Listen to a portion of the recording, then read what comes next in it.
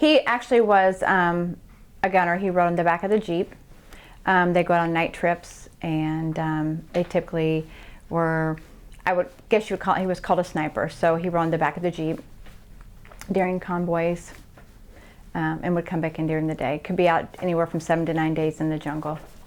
He would talk about being in the jungle and having jungle rot, things like that, but he never really talked about his experience out in the jungle, what he did. No, he was actually on leave, came home, he was serving 2 tours, got leave in July.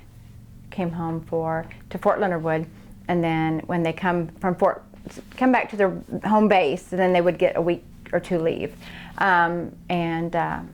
Like I said, was on a date, took his girlfriend home, and was on his way home, was killed in a car wreck.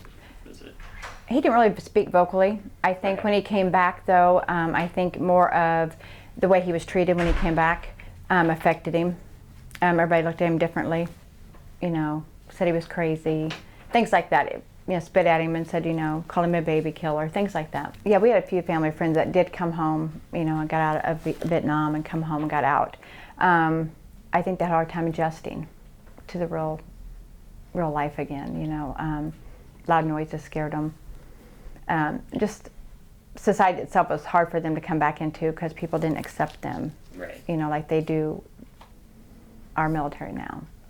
Our relationship wasn't affected with him, but I would say it affected our relationship with people in our community. I feel like probably our family distanced ourselves a little bit more because we felt like, people would say, your brother's crazy when he would come home. So we kind of pulled back from a lot of people.